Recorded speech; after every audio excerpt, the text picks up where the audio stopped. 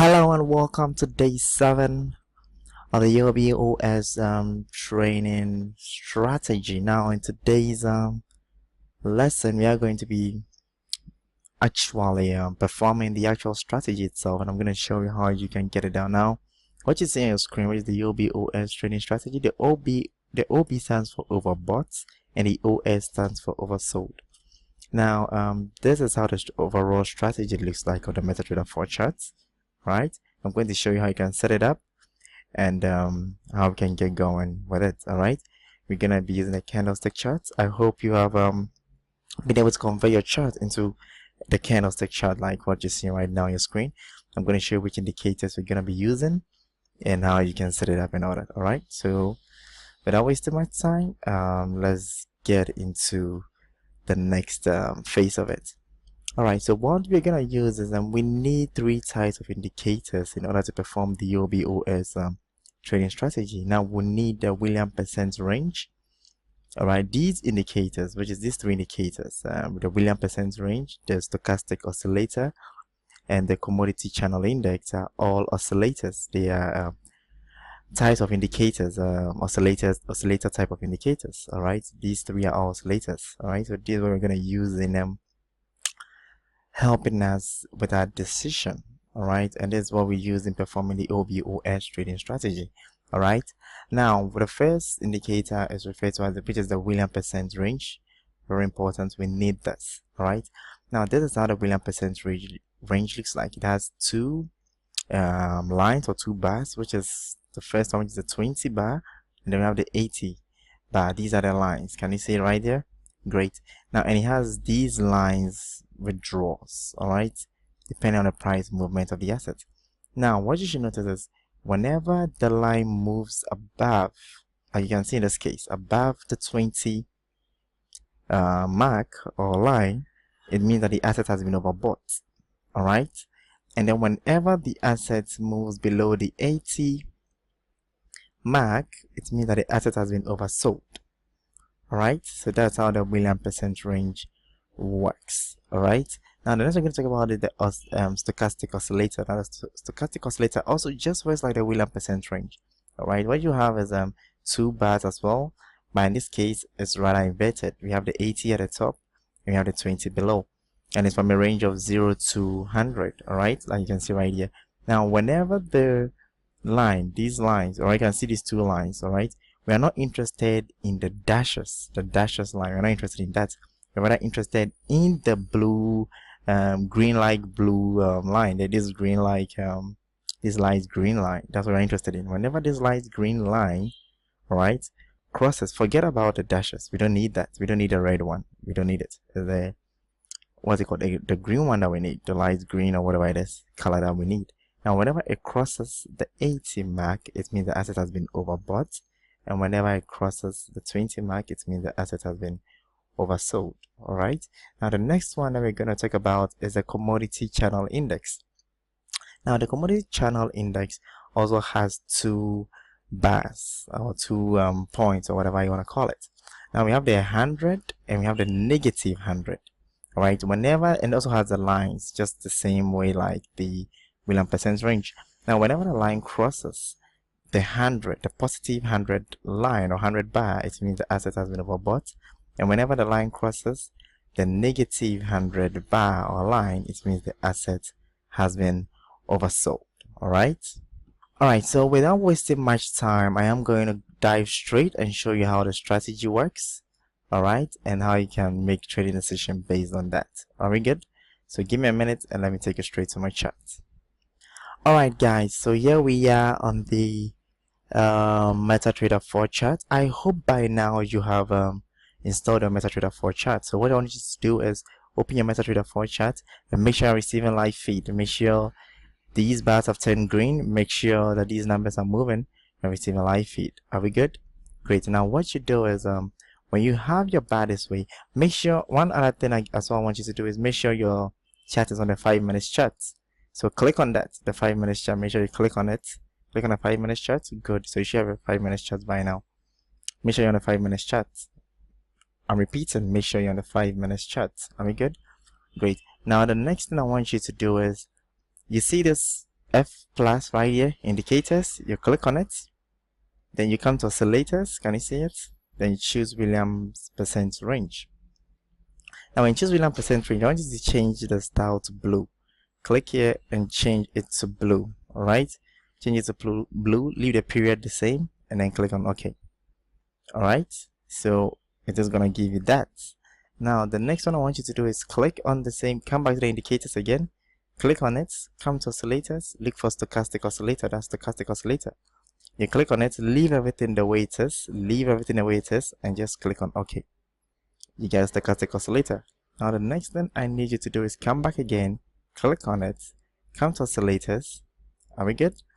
And then look for commodity channel index. Now commodity channel index is right here. Are we good? You then click on it again.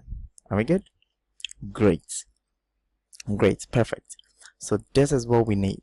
Now that we have all these three, this is what we need. All right, I'm going to explain to you why we make certain trading decisions, and then based on that, I will then perform the strategy itself and show you how it works. Now, first of all, one thing you should know is these lines you see here, which is the 20 when it comes to the Williams percent range, and the 80 when it comes to the Williams percent range, and just like what you see right here, these lines, which indicate the overbought and oversold points of the asset, like I showed you earlier. Now these lines help you determine whether an asset has been overbought or oversold. Now what we mean by an overbought asset means that the asset price is so low, all right, that demand for the asset has risen. All right, demand for the asset has risen. Now because demand for the asset has risen, it causes prices to rise so high, okay, and then it gets into the what's it called, it gets into the because it's the price of the asset to rise so high. So when it rises so high, it gets into the overbought zone. Now producers, knowing that the price of the asset has risen so high, end up supplying more of the assets. All right, so logically what happens is, let's say you're having a piece of bread and the bread used to be $2. All right, producers are supplied a specified quantity. Now the price of, because due to demand which is very high, all right, it causes price to rise very high. Now when price now rises high, now the price of the asset moves to, let's say, $5. Now producers, seeing that the price of the asset has moved to, as the price of bread has moved to $5, will now supply more, and the more they supply, right, it leads to excessive supply of bread or of the assets. Now because there's excessive supply, in order for a customer to be willing to buy the bread or the assets, the price has to drop. Because at a high price and with the oversupply of the assets or the bread, customers are no longer willing to buy that price, so the price will have to drop. So whenever the price gets to the overbought zone, which is overbought, which is the above zone, price is automatically expected to drop. As you can see right here, the moment the price got to the overbought zone, the price dropped. The moment the price got to the overbought zone, the price dropped. Can you see right here? The moment the price got to the overbought zone again, it dropped, which implies that the asset has been overbought. The price was so high, as you can see, the price is high, right? And then supply is now oversupplied because of the high price. And because they oversupplied, supply has now outstripped demand, and therefore it's going to force the prices to fall. And that's what you're seeing right now. That's why right after it's crossed the overbought zone, the price of the asset dropped. Right after it's crossed, the price of the asset dropped. Now the same applies to the oversold zone as well, which is the lower portion of the indicator charts, right? Now what else that also implies is that there is oversupply of the assets, all right? And because there's oversupply of the assets, it has driven price, there's less demand for the assets. So because there's less demand for the assets, all right, due to the let me rather put it this way, there has been oversupply of the assets, all right. As you can see in the case here, there was oversupply. So because there's oversupply of the assets, all right, and people are not willing to buy at a high price, the price starts to fall. And when the price starts to fall, people are now willing to demand for the assets. So people are now willing to buy the bread at a lower price, let's say $3 instead of the $5. So people are more willing to buy the bread at $3. Now the price is lower.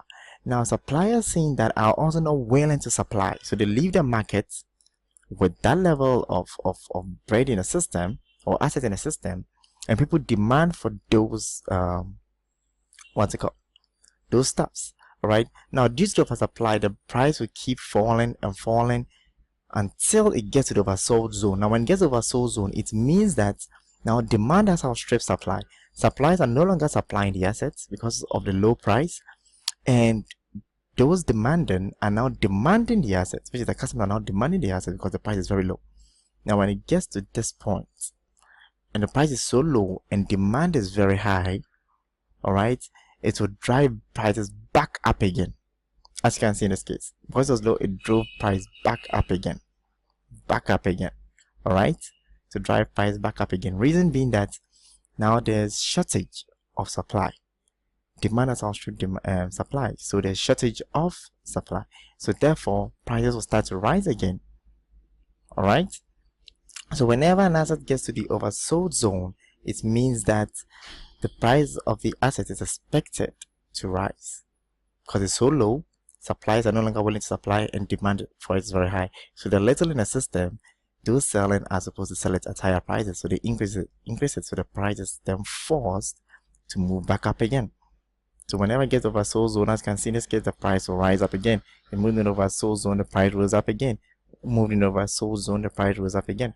So that's how it works. All right, now in this video I'm just giving an overview of what it implies and the assumptions behind the strategy of the overbought and oversold. Once it gets into the overbought zone, we're expecting price to drop. Automatically you're expecting price to drop.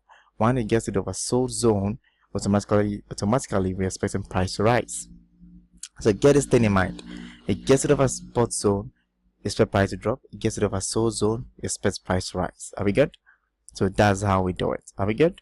Perfect. All right, so in the next video I'm gonna explain to you how we can put this whole thing together and then take a trading decision based on that. Are we good? All right, so see you in the next video. So hop on the next video and I'll see you there.